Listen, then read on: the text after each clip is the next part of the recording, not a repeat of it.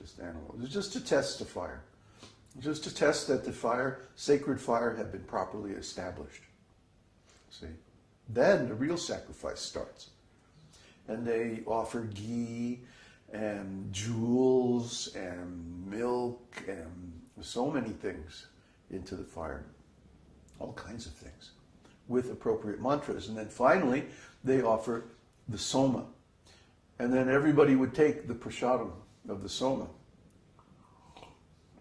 Then they would see God. So I was arguing with Terence that it's not just a drug. It's a combination of a drug that opens people's inner vision, plus this very highly transcendental and purified setting. These people, they were studying their whole lives, chanting mantras their whole lives. They were offering the results of their work and their activities, in an authorized temple or to an authorized devotee. They were basically lifelong devotees. You can't duplicate that unless someone is very, very fortunate. And even in India today, there aren't any qualified brahmanas to perform the sacrifice. They're not pure enough. They don't know enough about they can't chant the mantras properly. So the sacrifice doesn't work anymore.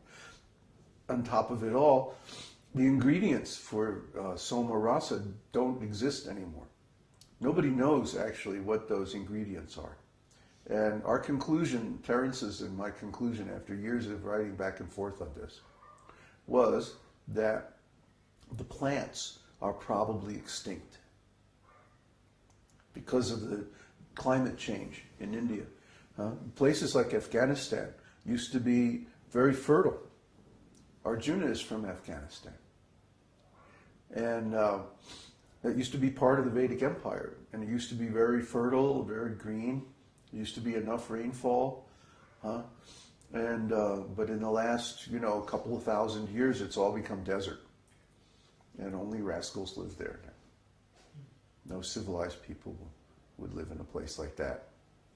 I went through Afghanistan one time, way back in 1976. And oh boy, I mean, it's unbelievable. If it had rain, it would be wonderful because there are these huge valleys, just flat as a pancake for miles, as far as you could see. And then there are these mountain ranges on either side. So if you had good weather, if you had rain, it would be very, very fertile in those valleys. But as it is now, it's just impossible. It's just desert. It rains once or twice a year, maybe. Yeah. So, people have become complete rascals. They don't bathe, it's like awful. So anyway, our focus is not on the rituals. Our focus is on consciousness. The rituals, the external part, is just to provide a source of transcendental impressions so that you can change your consciousness. The quality of our consciousness is determined by the stock of impressions held in the mind. And in most people's minds, they're simply full of material impressions. We made one video on the fetus in the womb and how many terrible things the fetus has to go through in the womb. So all those impressions are there. At the time of birth, birth is so traumatic that it wipes out the memory of the child. The child can no longer recall what happened in the womb. He comes out of the womb and it's such a terrible trauma that he goes into amnesia. Can't remember. And then there's all these people, trying to distract him and bring his attention outside, you see. So in material life, we're trained from the very beginning to externalize our attention. through the material senses. And because of that, all of the impressions that we absorb are material in quality.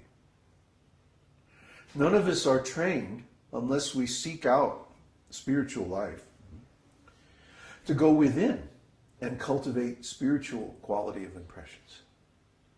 It's not difficult to do. All you have to do is chant the holy name.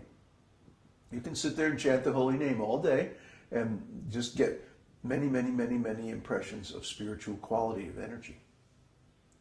That's why we chant the holy name. And that's why the holy name is the Yuga Dharma for the Kali Yuga. Because we don't have the facilities required for extended yoga meditation. We don't have the facilities for elaborate temple worship or these huge sacrifices that went on for days. We just don't have the ability to do those other processes. In Kali Yuga, the only thing that works is the holy name.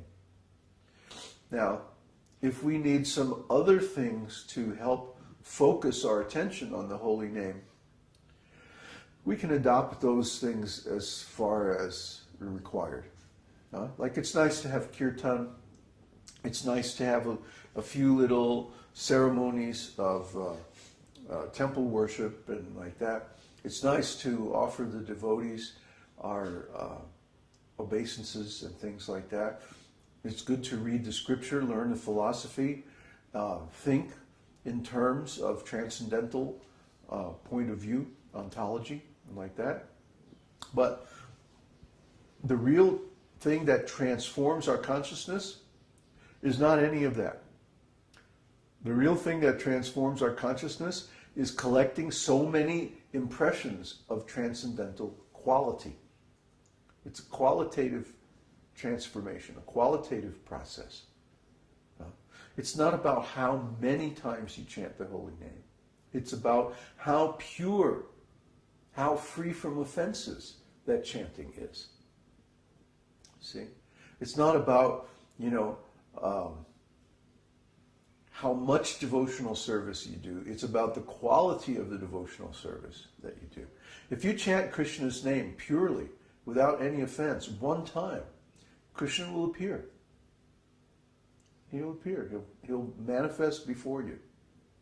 I can tell you this. It's true. Prabhupada used to say it, and I was going, oh, come on. We chant so many times and Krishna doesn't appear. Oh, what is this? But then one time I did chant purely and Krishna appeared. He waited till the next morning, but still, he appeared. So, this is Krishna. This is Krishna. Krishna is very responsive to his devotees. The thing is, we have to change the quality of our consciousness. Nobody else can do that for us. Nobody else can fix you. Nobody else is going to bless you and then all of a sudden you're a pure devotee. I mean, I can give my blessings, but you still have to do the work. There's nothing I can do to make a shortcut for you. I would if I could, but it's just not possible.